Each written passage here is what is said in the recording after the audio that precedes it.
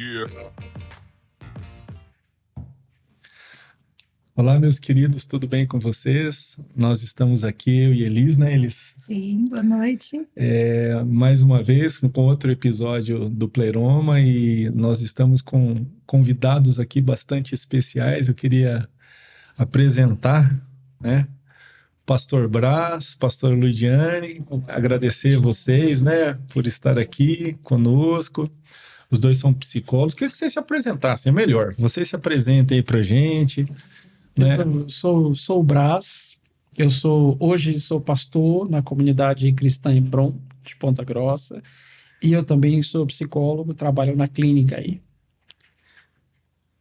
Bom, eu sou a Luigiane, eu sou pastora também na comunidade cristã Hebron. Hoje nós trabalhamos com a linha de aconselhamento na igreja, né? Lideramos o Ministério de Aconselhamento. Também sou psicóloga, atendo no consultório e também tenho outras atividades vinculadas à psicologia no momento. E como é que foi? Porque assim, eu fiquei sabendo hoje que vocês vieram, né, do norte para cá. Como é que foi essa vinda? Como é que vocês se tornaram pastores? Que tem muito, né, às vezes muito difícil, né, psicólogos terem outras atividades também, né, pastoral e conciliar tudo isso também não é fácil. Como é que foi essa história de vir de lá para cá? Eu acredito que o chamado, né, de pastoreio, ele é bem anterior à psicologia, né? No sentido de que Deus, há muito tempo, já estava preparando os nossos corações, estava nos equipando a fim de que Ele pudesse nos selecionar para essa obra. Como a Luiz falou, a gente trabalha de maneira mais específica com aconselhamento, com famílias. Essa é a nossa paixão, esse é o nosso ministério. E a gente veio de Fortaleza, do Ceará, para cá, trazer sol, calor para Ponta Grossa, né? Que Deus nos comissionou para estar aqui em missões. Que legal, que bênção. E eu queria falar com vocês também que eles têm vários cursos, né, pastores, e além disso, o pastor Brás e a pastora Luigiane trabalham juntos. Eles fizeram vários livros também, né? O primeiro deles, né, Brás, foi Conexão, né? Isso aqui, 2022? Isso. Né? Que, se eu não me engano, esse foi o que a gente está lendo, né? Que fala um pouquinho sobre a questão da psicogenealogia, Isso. não é verdade? Esse daqui que veio depois, né? O segundo, né? Exatamente. Que fala sobre a questão da bastardia, né? Assim, esse aqui foi que ano daí? 24. 24, nossa, novinho, né? E tem mais um que o pastor Brás tá agora no forno, né? Que ele falou pra gente ali, que são os mandatos familiares, que deve sair aí dentro dos próximos dias e para vocês aí ficarem atentos também. E são livros assim maravilhosos, né? Eu particularmente consegui ler, né, toda a conexão e eu acho que a gente vai trocar uma ideia um pouquinho mais a respeito disso, pastor. Lógico, eu quero que vocês me corrijam, né? E se eu tiver qualquer colocação que eu colocar aqui errada, né? Mas fala psicogenealogia. O que vocês... o livro, então vou falar... Né, Não, é que assim, o que eu li, tá? Eu li assim, é o campo do conhecimento que estuda o inconsciente familiar. A árvore genealógica tendo em vista as relações que se estabelecem nesse sistema familiar, os comportamentos, os afetos, as repetições, os traumas, os conflitos ao longo das gerações. Ou seja, ele avalia uma biografia familiar. Tá? Aí naquilo que eu entendi, já juntando uma outra pergunta a respeito disso, o objetivo da área seria o quê? Uma redenção pessoal, familiar das gerações, curar emocionalmente, restaurar talvez a figura familiar, né? Então, se vocês pudessem só dar eu sei que é bastante profundo, mas só dar uma pincelada de como foi, como surgiu. Para quem está ouvindo isso a primeira vez, assim, que nunca ouviu. Tá, o que vocês poderiam falar? Você complementa. A psicogenealogia é o campo de estudo que estuda as relações familiares. Uhum. Mas, para além das relações familiares, no sentido de, no tempo, na história daquele sistema familiar, nós chamamos de sistema familiar. quais são as heranças familiares que nós carregamos, aquilo que hoje influencia na nossa própria jornada, como é o tema do Conexão. Então, de que maneira a nossa vida está atravessada pela história do nosso sistema familiar. Os comportamentos, os seus padrões, as suas formas de funcionamento, a sua cultura, a sua regra, as suas leis. Então, hoje nós temos uma pretensão de acreditar que nós somos individuais, ou que nós somos donos do nosso próprio nariz. Isso é muito do advento da modernidade, da pós-modernidade. A ideia de que a minha vida só diz respeito a mim mesmo. E isso não é verdade. Nós estamos conectados a uma história familiar que começou muito antes de nós e vai continuar para além de nós. Então, a gente sempre diz na psicogenealogia que nós somos elos de uma cadeia. E essa história familiar, ela nos atravessa. Nós dizemos que quando nós nascemos, a árvore familiar já está de pé há diversas gerações. É verdade. Então, ela tem os seus heróis, os seus vilões, os seus padrões de ser homem, de ser mulher, o padrão de ser pai, o padrão de família. Sim. Então, nós herdamos tudo isso e isso nos influencia de maneira poderosa, quer a gente queira, quer não. Sim. Então, embora a gente se pretenda ser individuais, desconectados, a realidade é que nós estamos conectados. E por esse motivo, se a minha história familiar ela tem um impacto sobre a minha vida, ela influencia a minha vida, então mais justo é conhecer essa história a fim de que ela possa ser redimida e restaurada. Então, a proposta da psicogenealogia bíblica, especificamente, é trazer esse olhar divino, essa possibilidade de restauração, de libertação de sistemas familiares da vida das pessoas. Sim, e isso é muito interessante, porque quando a gente traz essa perspectiva, né, do coletivo, da família enquanto sistema, onde todos nós estamos conectados, isso não passa a ter a ver apenas comigo, né? Não é uma questão só minha. Então eu preciso resolver porque é um problema meu. Sim. Não, é um problema muitas vezes que é nosso. Né? É às vezes uma questão que já vem atravessando gerações e que chegou até mim. E a gente entende a partir da psicogenealogia que as repetições, elas são oportunidades para sanação, ou seja, para resolução. Se esse problema, se esse trauma, essa dor, ela vem sendo transmitida a várias gerações na minha família e chegou até mim, quando eu tomo consciência disso, é uma grande oportunidade em Deus de poder sanar, de poder tratar e estancar a repetição, ou seja, deixar um legado diferente para as próximas gerações. Ou seja, uma escolha minha de poder parar aquilo, né? Eu tenho a opção de poder ter em atitude consciente, né? Sim. E até agir em arrependimento, em trazendo, né, aquilo para ser redimido, ou eu posso só replicar e continuar mantendo essas repetições, esses padrões e mantendo para frente isso. A gente sempre fala que nós não temos controle sobre aquilo que recebemos, né? Quando a gente fala sobre a questão da herança, nós não temos controle, porque nós nascemos dentro de uma família e nós recebemos, né, essa herança afetiva, material, espiritual, então nós recebemos todo esse pacote da herança. Mas a questão é, o que eu vou fazer com isso? Quando a psicogenealogia propõe esse olhar para a história familiar, é exatamente essa oportunidade de decidir o que eu vou fazer com isso. Como é que eu vou impactar as próximas gerações? Apenas repetindo e deixando que as coisas fluam do jeito que estão, ou alterando o curso das coisas a partir da maneira como eu lido com a herança que eu recebi? E aí deixando um legado de bênção para as próximas. Então, de fato, isso isso muda completamente a nossa perspectiva. Tanto uma perspectiva individual, porque eu posso ter uma vida mais curada, eu posso ter uma vida com um nível de qualidade muito melhor, mas também pelo impacto que isso vai gerar nas gerações posteriores. E para que eu possa redimir essa herança, eu preciso conhecê-la. Né? É impossível que você resolva coisas das quais você não tem consciência. Sim. Então, o processo psicogenealógico, ele parte desse pressuposto que é necessário eu me reconectar com a minha história familiar. Nós sempre perguntamos o quanto vocês sabem da sua história familiar.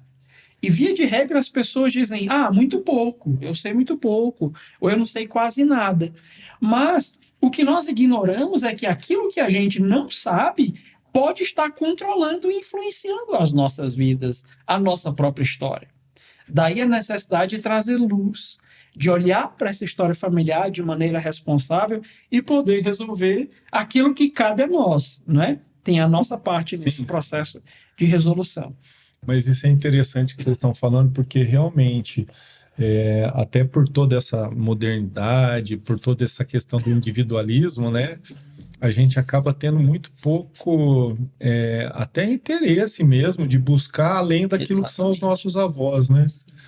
Até dificuldade também, mas é exatamente isso, é uma visão que é uma visão individualista e que você não consegue ir mais profundo ali dentro do seu sistema familiar. É bem interessante isso. E essa visão individualista, ela vem exatamente para nos fazer perder essa perspectiva sistêmica de que eu faço parte, de que eu pertenço à minha família. E quando nós entendemos essa questão de pertencer, nós entendemos que pertencer à minha família significa que existe uma herança.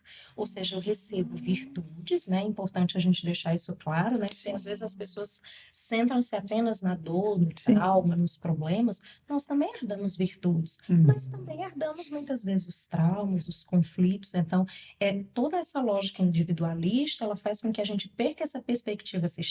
Ou seja, a gente acabe entendendo que não, né?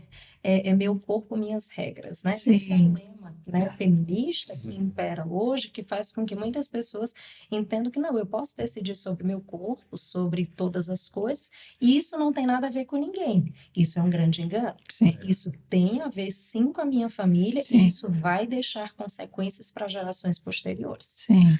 Eu acho também muito bonito, porque lendo o livro, você vê assim que é uma revalorização daquilo que é a família, né? Sim. E das estruturas familiares. Você coloca ali a questão de papel do pai, papel, né, daquilo que é a importância das relações, dos filhos, dos cuidados, e como Deus originou tudo isso, né? E quando ele acaba sendo afetado por isso, como a consequência que vai acontecendo com as pessoas dentro desse sistema, vou colocar dessa forma. Isso é tão maluco assim, porque embora nós cristãos, a gente fale bastante sobre família, família é a base, né? A gente apregoa a respeito da família, mas pouco nós entendemos do que significa família, essa perspectiva sistêmica, não é?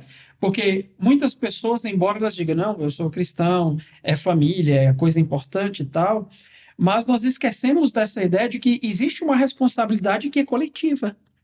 Aquilo que eu faço reverbera sobre a minha casa, sobre a minha família, nos mais diversos aspectos.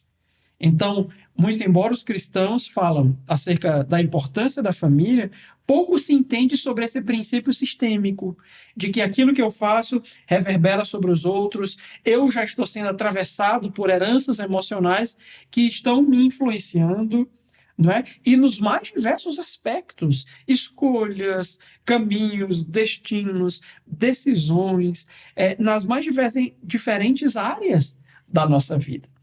Então, pensar em conexão é pensar na família como não somente esse projeto divino, é claro que é projeto divino, mas tem uma complexidade maior.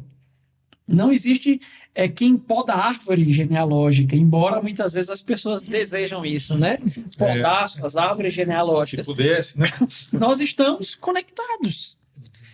Quer seja uma história de dor, como a Luíde trouxe, de vergonha, quer seja uma história de sucesso, essa é a minha história familiar.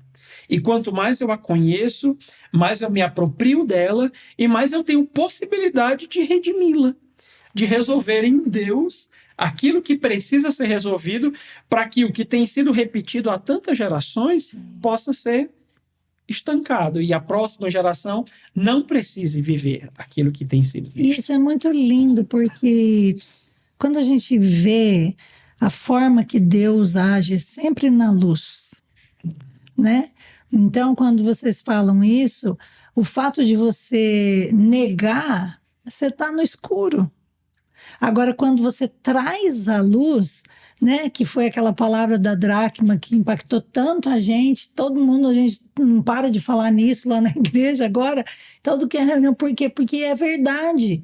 Quando você precisa buscar aquilo que está perdido, se você fizer de conta que, não, né, que nem você disse, não, mas eu tenho 9 dracmas, eu já perdi uma, eu consigo outra.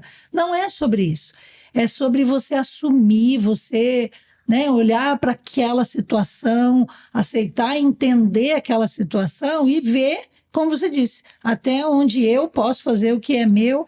Mas eu tenho uma pergunta aqui para vocês sobre isso. Quando a Bíblia diz da visitação até a 4ª geração, como é isso? Porque isso. Não, é da maldição até a quarta e a bênção até a 1000 gerações. Isso aí.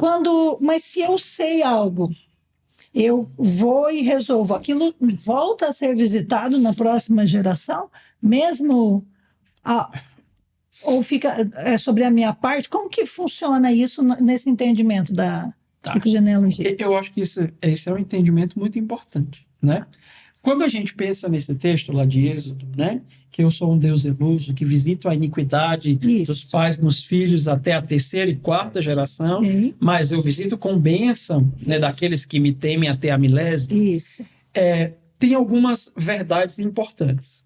A primeira delas é que Deus está estabelecendo um prazo para a validade da maldição. Sim. São 4 gerações. Tá. Mas, em contrapartida, a bênção é até 1000 gerações. Isso. Ou seja, isso expressa a graça e a misericórdia divina. Né? Então, a maldição ela tem um prazo, são 4 gerações. Sim. Então, quando a gente pensa a partir dessa perspectiva, todos nós somos 4ª geração. Eu sou a 4ª geração do meu bisavô. Então, na psicogenealogia, no processo psicogenealógico, nós trabalhamos exatamente com essas 4 gerações. Nós visitamos essas 4 gerações, essa história, para entender que determinados sintomas que talvez eu carregue, eles já vêm sendo repassados, entende? Desde a 1ª geração e eu como 4ª. Por exemplo, no livro Conexão, a gente escolheu trabalhar a história de Abraão por diversos aspectos, né? A primeira delas porque é uma história bem extensa, tem muitos detalhes, mas também ele mostra essa cadência entre as gerações. Então, a gente consegue enxergar coisas da história de Abraão que vão resvalar sobre José, a sua 4ª geração. Verdade. Entende? Então, assim, na psicogenealogia, a gente olha nessa perspectiva. Nós precisamos sanar essas coisas que recebemos há 4 gerações. Quando isso é sanado, né? O sanar é um conceito da psicogenealogia que é a ideia de resolver por completo. Resolver sem deixar absolutamente nada pendente. Então, assim, quando você sana uma situação, a próxima geração já não precisa herdar, já não vai receber essa batata quente. Entende? Que legal. Então, esse é o processo, a gente entender essa cadência. Que legal. E a importância, né, de você trazer conscientemente isso, né? Porque muitas vezes a gente observa isso assim com comportamentos que vão se repetindo dentro das gerações, só que a família não traz aquilo para você pensar e trazer para o consciente e falar assim, ó, nossa, por que nós estamos fazendo isso? Por que nós estamos agindo dessa forma? Vai só repetindo as coisas de uma forma muito... né? Como se só soubesse viver daquele jeito. Né? Isso é interessante, porque assim, quando a gente começa a estudar, a ler sobre a psicogenealogia, a gente costuma dizer isso para as pessoas, né? Você conhece a sua história familiar, né? Eu não conheço, mas você conhece. Mas quando você aprende, né, e quando você vai começando a ler e aprender aquilo que a psicogenealogia traz como reflexões, é como se você começasse a olhar para a sua história familiar, ou seja, para todas aquelas informações que você já conhece de uma forma completamente nova. É exatamente o que o Robson acabou de falar. Mas por que a gente só vai vivendo e parece que a gente até vê que isso aqui está aparecendo aqui, está aparecendo ali, mas isso é como se não tivesse significado nenhum. E eu acredito que a psicogenealogia, ela traz também muito essa possibilidade de significação, de a gente compreender, por exemplo, como é que essas repetições, elas se interligam? Elas têm a ver com o quê, né? Onde é que nasce essa repetição? Qual foi o problema, a questão que deu origem a isso? Como que eu posso resolver para que não repita mais, né? Eu consigo perceber esses padrões, então você começa a olhar para a tua história agora com uma outra perspectiva, então é como se a tua história ganhasse uma outra roupagem, você começa a enxergar coisas que você, mesmo conhecendo a tua história, você não significava da maneira como você que significa agora. E isso é transformador, porque é exatamente o que o Robson falou, a questão do trazer a consciência, né? É tomar consciência Sim. daquele processo. Eu até sei que tem padrões, tem repetições, mas é como se eu tomasse consciência do que se trata realmente. E aí tem possibilidade de sanação. E uma frase que eu achei bem interessante no livro, queria que vocês tivessem oportunidade de explanar um pouco e conversar um pouquinho a respeito dessa, é: Deus detém o controle sobre o inconsciente familiar. Então, eu acho que tem um percurso que a gente precisa correr para entender isso. A primeira coisa é a ideia de inconsciente, não é? Até um pouco antes da psicanálise, não é? O Freud é o grande postulador do inconsciente, embora já houvesse muitos estudos a respeito disso, mas ele foi que sistematizou. O homem estava consciente de todas as coisas. E, de repente, começou-se a entender que existe uma instância da nossa mente e que essa instância é que controla, em alguma medida, a nossa vida, que é o inconsciente. É como se a consciência é um barquinho no grande mar do inconsciente e ela está à deriva.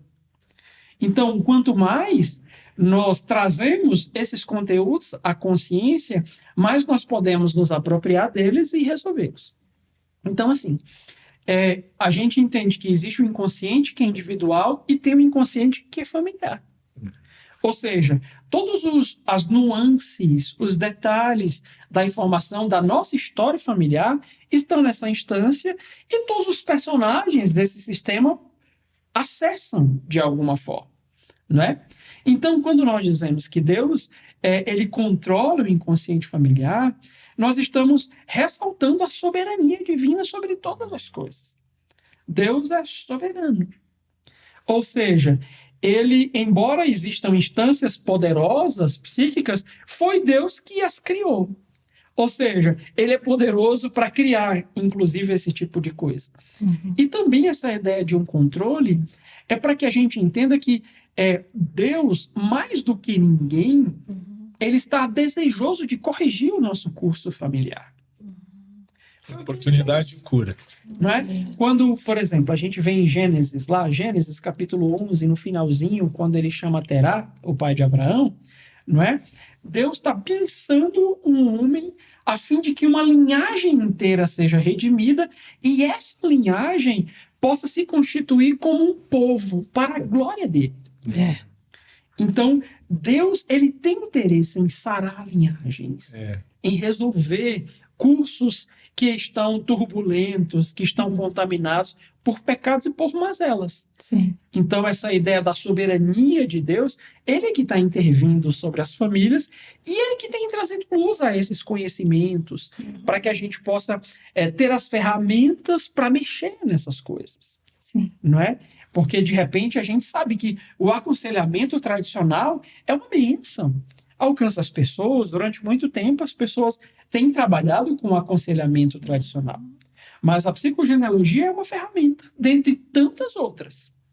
Então, é porque a gente fala com paixão, porque é o que a gente usa todo dia, é algo que a gente percebe que Deus tem feito grandes coisas na vida das pessoas, não é? Mas é uma ferramenta entre muitas outras que existe. É que a gente observa assim, né, que se você não... muitas vezes há um desgaste muito grande quando você fica só na questão do aconselhamento trabalha, né, na questão do aconselhamento, tratando a situação ou levando, às vezes até a luz mesmo, né? E você não leva para algo mais profundo, a sensação que tem é que você fica só na superficialidade, como se fosse mesmo, você trata só o barquinho ali em cima e você não consegue compreender as outras coisas. Então você limpa, às vezes, aquele barquinho ali, dá uma ajustada, Solta. mas você não trata aquilo que gerou os processos que estão levando as repetições e tudo mais, porque o cara não tem um entendimento daquilo. Ele não chegou aonde foi aonde teve o problema, não voltou ao lugar onde caiu ali, né? Como a palavra fala, né? E ele pôde se arrepender e entender, volta ao lugar onde foi que aconteceu. Muitas vezes você fica só na superficialidade mesmo, tratando a superficialidade, com boa vontade, mas tratando a superficialidade. Claro.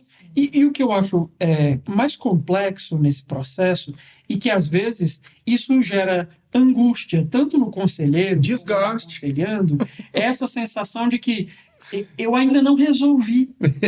Puxa, mas eu oro, mas eu leio a Bíblia, Sim. mas eu estou jejuando há tanto tempo, mas isso ainda não foi resolvido. Sim. E nós sempre dizemos, se não foi resolvido, é porque talvez não chegou à raiz da questão. E muitas vezes essa raiz, ela é transgeracional, ela está na história desse sistema familiar.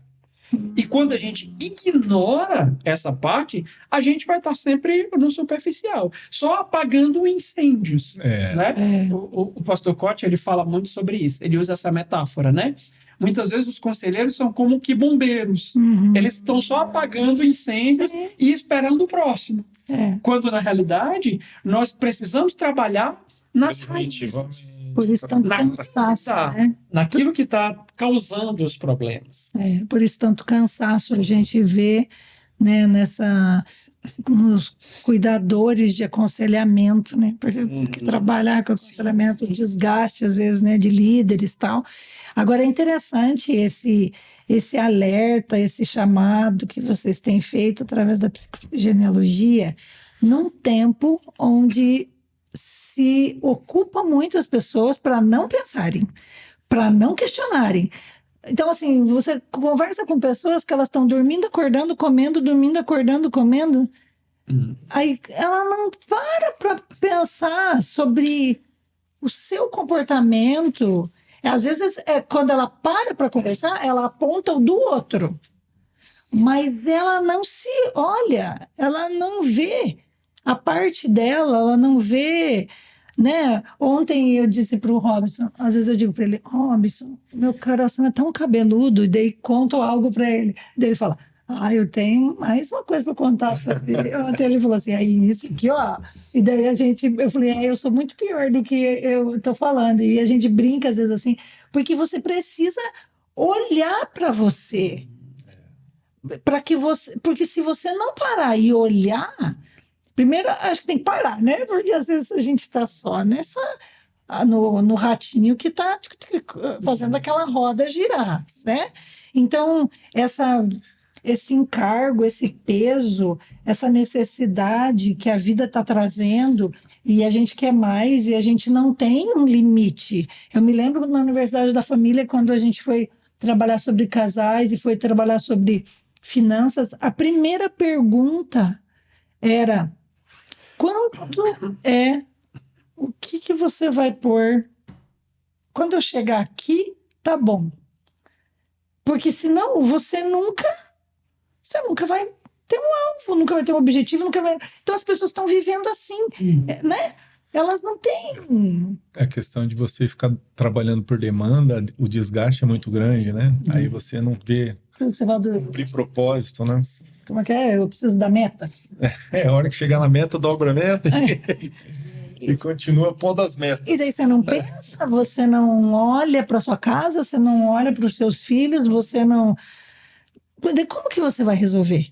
Como que você vai lidar? Né? Aí você vai dar desculpas. Mas você não vai se curar. E aquilo vai passar, o tempo vai passar, e os seus filhos vão herdar. E às vezes você já está vendo na sua casa aquilo. Você já está... Não, já está denunciando. Já está denunciando. Eu falo que os filhos, quando eles crescem, Eles Uma coisa denunciam. muito difícil é porque eles aprendem a falar e eles falam. E eles olham para você e falam exatamente aquilo que você está fazendo e dizem, mas você faz isso. Você que me ensinou, né? Eu vi você fazendo. E às vezes a gente dá desculpa, ao invés da gente se olhar e sentar e conversar sobre aquilo, né? Isso que você está trazendo é interessante, porque assim, eu acho que esse é um dos grandes desafios em relação ao aconselhamento. É a gente trabalhar com as pessoas a fim de que elas possam resolver suas próprias questões, tendo o suporte necessário, né? O conselheiro é alguém que vai oferecer suporte nesse processo que a própria pessoa vai vivenciar. Porque usualmente as pessoas querem que você resolva o problema dela. Isso. E esse é um grande problema, porque assim, elas querem que você dê uma receita de bolo. Assim, olha, 3 xícaras disso e 2 daquilo e Você ponto. mistura e assa. E, ok, vai dar um bolo perfeito. Só que não é assim que funciona. Então, eu acho que isso confronta bastante, às vezes, a expectativa do aconselhando. A ideia de que, como assim, você não vai resolver o meu problema? Você não vai me dizer o que eu tenho que fazer em 3 passos para a cura? Como assim? Então, assim, muitas vezes a pessoa já sai dali decepcionada. Mas eu falo, eu acho que essa é uma decepção positiva, porque muitas vezes reposiciona o sujeito para pensar de que cura ele está falando. Ele realmente quer ser curado? Ou ele quer apenas contornar essa situação momentaneamente até o próximo incêndio? É. Eu acho que esse é um grande confronto. O conselheiro, nós, enquanto conselheiros, vamos auxiliar no processo que você vai E vivenciar. precisa de humildade, né? Sim, você vai precisar olhar para você, olhar para a sua história pessoal. Perdoar o outro e se perdoar. Sim, vão ter muitos processos dentro disso. É claro que o conselheiro vai te ajudar, é claro que o conselheiro vai te ouvir, vai auxiliar você a identificar onde é que nasce tudo isso, né? Qual é a raiz desse problema? Como, a partir da palavra de Deus, isso pode ser tratado. Então, isso cabe ao conselheiro, essa função de suporte. Mas quem vai enfrentar o processo de maneira ativa, tomando as decisões, é a própria pessoa. Uau! E esse é um grande confronto, porque usualmente as pessoas não querem. Precisa Né? de Então, autorresponsabilidade. isso às vezes é muito complicado. Isso que a senhora colocou, pastora, a palavra já fala tudo, né? Os processos. Hoje a pessoa ela quer fazer isso aqui, as doenças que ela quer tratar são aquelas que ela toma o remédio 1 dia, 2 dias e acabou. Sim.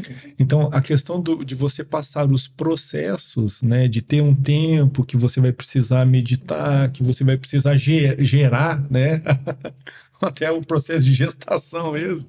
E tem alguns processos na nossa vida que são dessa forma mesmo, eles são demorados, eles precisam até para que você amadureça tudo aquilo que está acontecendo, né? Então, sofrer esse processo realmente não é só apagar incêndio, é você passar por esses processos, né, pastor? Ah, sim. E complementando, eu acho que hoje nós estamos muito avessos ao sofrimento. Isso. A ideia de que parece que nós não toleramos os processos, porque os processos, eles geram um sofrimento. Mas o sofrimento, ele é pedagógico, né? O C.S. Lewis, estou vendo ali, ele diz que o sofrimento é o megafone de Deus para a humanidade. Sim. Então, ele nos ensina, ele nos instrui, ele nos trata. E quando a gente foge do sofrimento, a gente está fugindo de processos extremamente importantes e significativos. Sim. Então, quando se trata, por exemplo, de trabalhar as questões familiares, elas são questões complexas. Não é à toa que tem 3, 4 gerações que estão vivendo e fortalecendo dia a dia esses problemas. Então, não existe uma receita de bolo, não existe um estalar de dedos, Deus não é mágico para ir lá, embora Deus tenha poder para fazer o que Ele quiser, como Ele quiser, quando Ele quiser, nós não anulamos o poder de Deus, Sim. mas Deus trabalha com o dia a dia, Deus trabalha com o passo a passo, Deus trabalha com o processo. Os processos. Mas Então- em compensação, quando você se dispõe, né? Eu vejo isso na minha vida. A partir do momento que, Senhor, eu quero lidar com isso aqui. Hoje ainda eu falava para ele, Senhor, eu sei que aqui tem algo que eu estou fingindo que não tem. Eu preciso lidar com isso. Eu não sei como lidar, mas eu preciso parar de fugir disso aqui. Então, se a gente não faz isso, a gente não. Acho que é a coragem, né? Ontem a gente falava isso para os jovens, né? Sobre Josué, né? Como ele agiu diferente, né? Nossa, Moisés. Moisés queria cuidar de todo mundo, salvar todo mundo, entrava na frente. E Josué vai lá, faz tudo. Vem cá, vamos correr aqui, vamos salvar o outro lá. Vem vocês que estão aí conquistar a terra, volta aqui, vamos entrar todo mundo junto, vamos conquistar. Todo mundo conquistou? Ó, vocês, eu não sei o que vocês vão fazer, mas eu e a minha casa serviremos ao Senhor. Então, assim, nós temos que ter esse entendimento. Esse lugar da maturidade, de olhar e assumir a responsabilidade, entendendo que existe a bênção e a maldição, que, né, o senhor estava colocando aquele momento, né, que são essas partes ruins, né, vamos dizer assim, mas que faz Eu parte. acredito que a responsabilidade talvez seja a palavra-chave, né? Nós sempre dizemos que o erro, o pecado, a culpa ela é individual, mas a consequência é coletiva. Isso. Então, por isso que nós precisamos ser muito responsáveis com o modo como nós agimos, como nós vivemos, porque isso reverbera sobre a nossa casa, sobre o nosso sistema. Sim. Então, a psicogenealogia é um chamado à responsabilidade. Quando nós começamos a entender que determinadas atitudes, escolhas, elas não ficam em mim, elas não param na minha vida, elas vão reverberar por 4 gerações daqui para frente, isso me leva a olhar e dizer, opa, eu tenho que ser responsável. Eu não posso prejudicar os meus bisnetos Sim. por causa de uma atitude tola que eu estou tomando, entende? Sim. Então é um chamado à responsabilidade. Olhar e dizer que as nossas decisões, as escolhas, o posicionamento, viver segundo as escrituras, é um chamado à responsabilidade. Sim. Dizer que eu tenho que deixar um legado de bênção, um teto de bênção, de justiça para minha casa. É o que a Luíde falou. Eu recebo uma herança, eu não tenho controle sobre o que eu recebo, mas em Deus eu tenho um controle sobre o que eu vou entregar, Sim. sobre o que vai passar para a próxima geração. Então, o meu trabalho é abrir esse baú, abrir essa mala, dar uma olhada em tudo, ver o que pode ser jogado fora, o que pode ser potencializado, para que a próxima geração ela possa receber uma herança leve, uma herança abençoadora, libertadora, e não uma âncora que vai mantê-la parada, presa, aprisionada, entende? E isso que o senhor está colocando agora, lembrando assim, sobre a perspectiva do livro, né, que o senhor escreveu, me lembra agora assim a questão de paralelo da análise daquilo que foi a vida de Isaac e daquilo que foi a vida de José. Né? Porque Isaac, apesar de ser uma bênção, ele é o filho da promessa, né? Ele acabou, assim, do ponto de vista do sistema, vou falar dessa forma, né? Ou geracionalmente, ele não foi aquele que... Ele não teve muitas mudanças em relação ao comportamento daquilo que acontecia com Abraão, né? Agora, José, Jesus amado, ele foi matando no ninho ali cada uma das... E ele foi testado em todas elas, basicamente. Essa é a ideia. A 4ª geração, ela é a geração que vem para sanar, para resolver todas essas pendências. E sempre que a gente olha para a história de José, há sempre essa pergunta, por que tudo isso? Não é? Por que ele foi vendido? Foi vendido, foi odiado pelos irmãos, foi para o Egito, depois da casa de Potifar, foi para a prisão. Então, cada um desses passos, desses eventos, desses episódios da história de José, são episódios nos quais ele está resolvendo questões do seu sistema. Então, só em olhar para a ideia de resolver, a gente olha para José como aquele que sofreu. José sofreu muito. Então, resolução envolve sofrimento. A gente não tem como dissociar. Então, hoje as pessoas não querem sofrer, então elas nunca vão resolver. A batata quente só vai ser colocada no colo da próxima geração. Sim. E interessante que houve batatas quentes sendo colocadas na mão dele ali, naqueles, né, nos relatos, e às vezes angústia no coração dele no sentido assim, poxa, mesmo quando os irmãos voltam, né, e visitá-lo naquele momento, você vê que há uma luta ali no coração dele, tipo assim, Sim. será que o que eu vou fazer com isso aqui, né? Será que eu vou me... Mas como Deus age e transforma, e até o jeito também que eles se aproximam dele é uma forma de quebrar, né, aquilo, porque quando Judá se coloca na posição de resgatador, vamos dizer assim, né, da vida de Benjamim, do pai, ele vê um comportamento talvez também diferente dos irmãos ali, e ele estava naquela luta interna que daí ele, não, eu vim aqui para esse entendimento de que eu vim aqui antes. Isso tudo foi proposital para que eu pudesse estar nesse lugar para ser bênção. É o pensamento que a quarta geração precisaria ter para entender que ela tem a oportunidade de ser o sanador. Com certeza. Não é isso, pastor? Com certeza. Já tá, né? Você alcançou um ponto fantástico, de fato, esse entendimento. Tanto que a gente vai ver na declaração que José faz, né? O entendimento, a maturidade que ele alcançou diante de todos esses processos, né? O que ele fala? Ele diz: não foram vocês que me enviaram, foi o próprio Deus. Veja, ele chegou num nível de entendimento que provavelmente aquele garoto que foi vendido não tinha, né?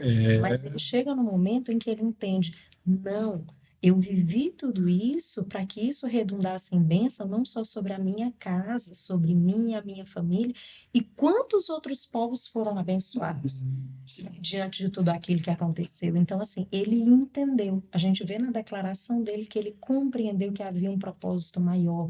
Enfim, ele tem um entendimento e um nível de maturidade que é necessário para que se passe pelo processo de sanação. E os processos, né, o meu esposo falando, né, e eu pensando, as pessoas sempre questionam que, mas Deus pode fazer o milagre. É verdade, o Senhor pode fazer no estalar de dedos.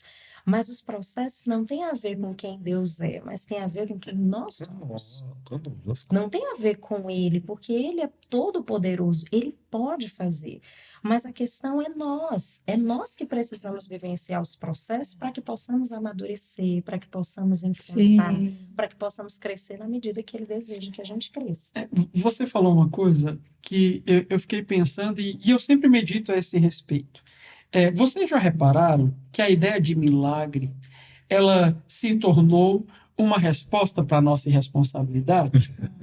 E a ideia, eu sou um péssimo marido, eu, sei lá, agrido a minha esposa com palavras e tudo mais, mas não, eu vou pedir um milagre para Deus para Ele restaurar o meu casamento. Né? Ou seja, e a ideia de milagre, ela passou por um processo de ressignificação muito grande no meio cristão. É aquela coisa, eu compro tudo que eu posso imaginar, eu gasto o dinheiro que eu tenho, que eu não tenho, mas no final do mês eu estou pedindo a Deus um milagre para que Ele me ajude a pagar as contas. Ou seja, e o ruim disso é que o neopentecostalismo tem reforçado essa ideia, continue pedindo o seu milagre. Sim. Venha, faça 7 semanas. Não é? Venha, vamos. Quando a gente olha para milagre, biblicamente falando, é a resposta de Deus quando o impossível se estabelece. Sim. Vamos pensar, por exemplo, no milagre de abrir o Mar Vermelho. Né? Deus estava conduzindo o povo até lá. Então, o povo não tinha embarcações para ir até ali. E eles não chegaram ali irresponsavelmente. Eles chegaram ali dirigidos por Deus. Então, pedir um milagre nessas situações é legítimo. Sim. E muitas vezes, essa ideia, eu estou falando isso porque a gente quer milagres e milagres e milagres, quando Deus está dizendo, não, se converta, se arrependa, peça perdão, volte lá. Sim. Entende? Passe pelo processo, sofra, eu vou deixar você sofrer. Sim. Mas aí outra concepção errada é, mas Deus é bom, Deus é pai, não é padrasto, então Ele não vai me deixar sofrer. Opa, quem que disse isso? Deus nunca me disse que Ele não me deixaria sofrer. Mas pelo contrário, quando ele fala de Jesus, né?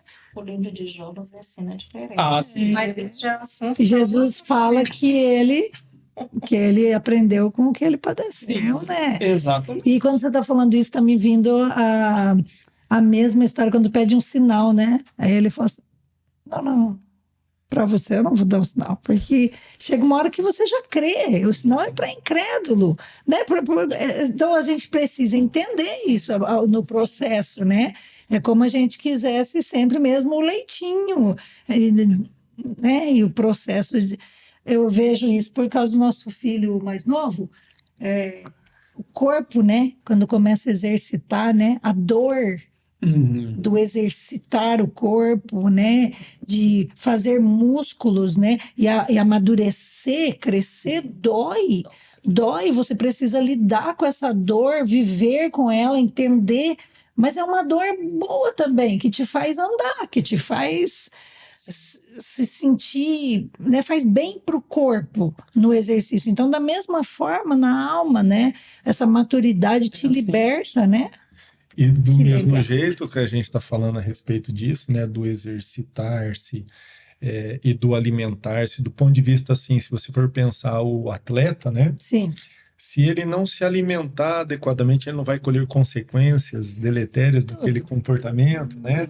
Se ele não se portar adequadamente, ele não vai colher consequências. A gente tem que compreender que existe esses processos, sim, né?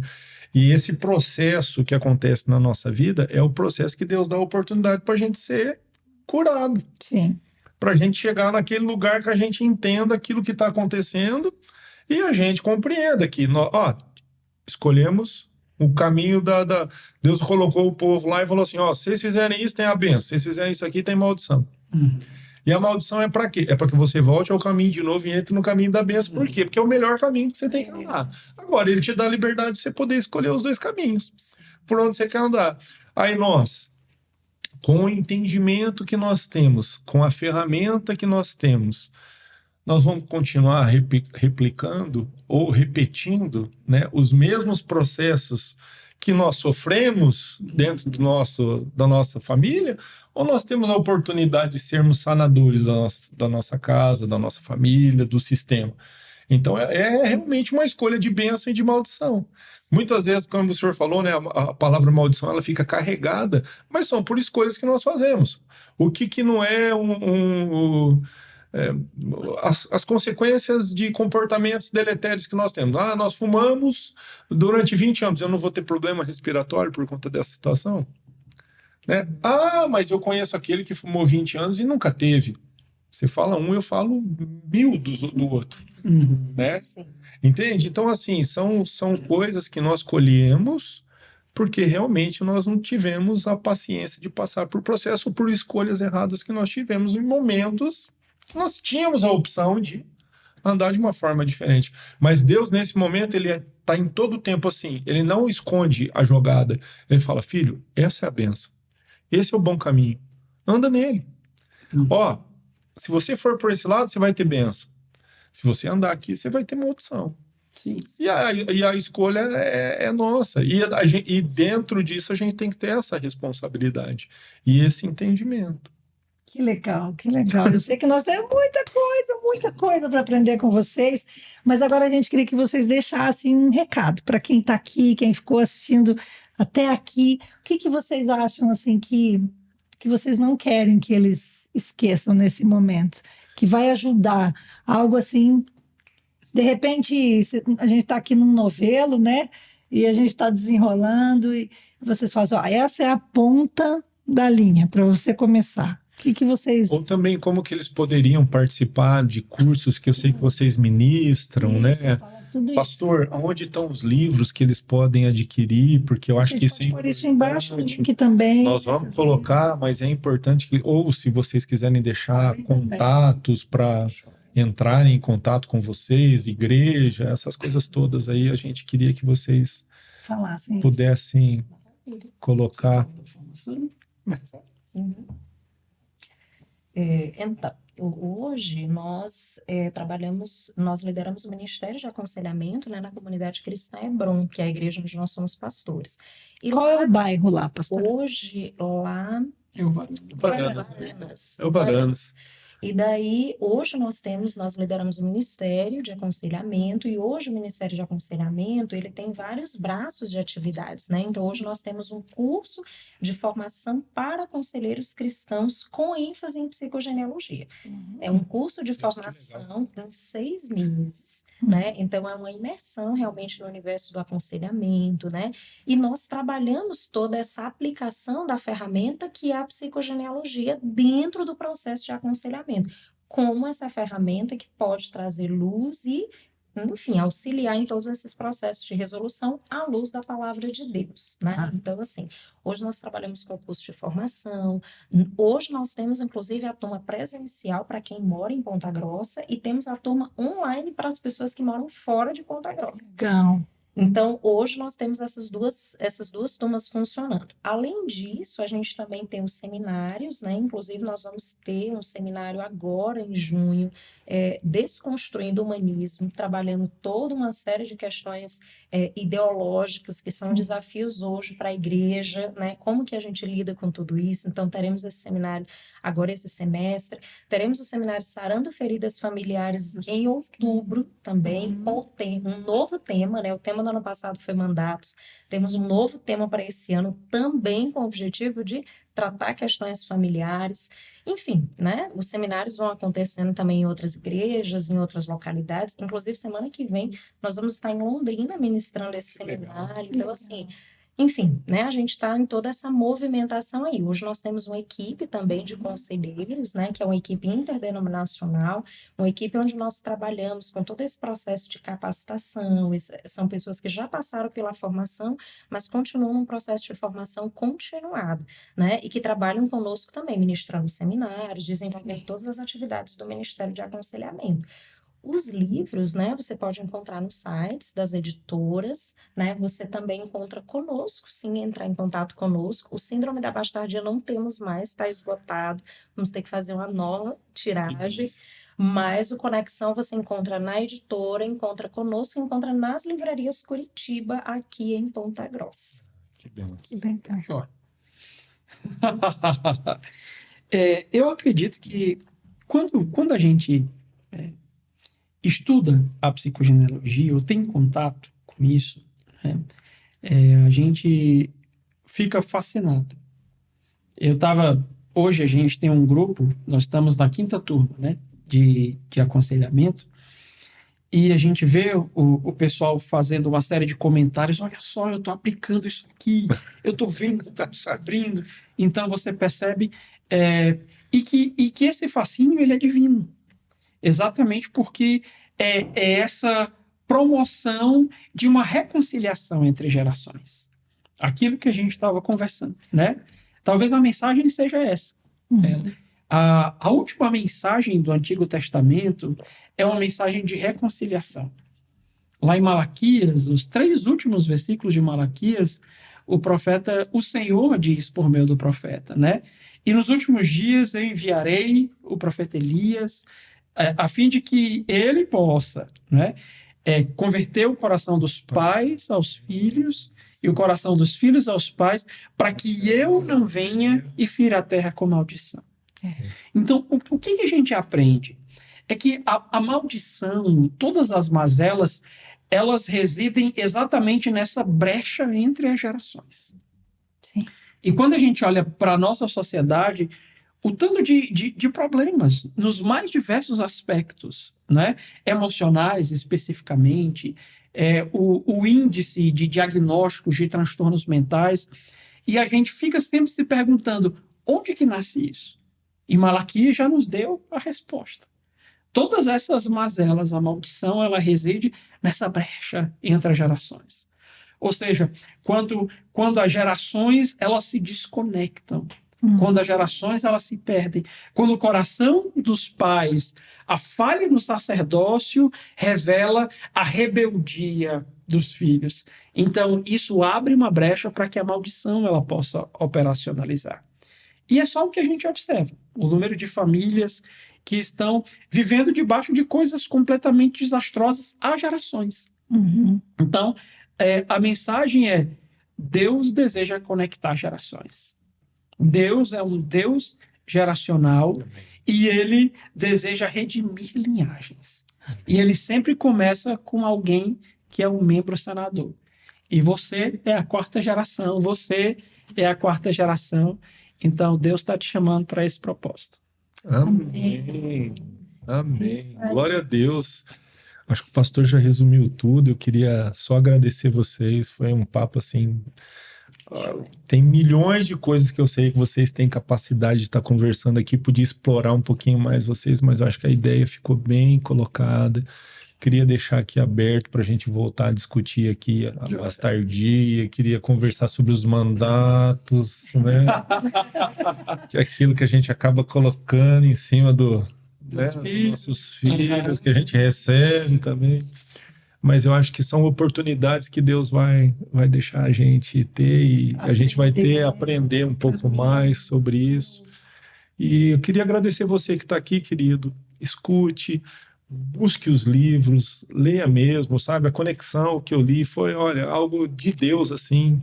Queria deixar aqui bem claro para você, compre mesmo, leia. Você que é cristão, você que não é, que quer aprender um pouquinho mais, entender que às vezes o que está acontecendo com você, leia que você vai, o Espírito Santo vai clarear algumas coisas na sua cabeça aí, meu querido. E a gente ainda vai conversar sobre E quando sair os mandatos familiares, nós vamos conversar também, tá? Deus abençoe vocês. Muito obrigado por ter ficado aqui e nos vemos numa próxima.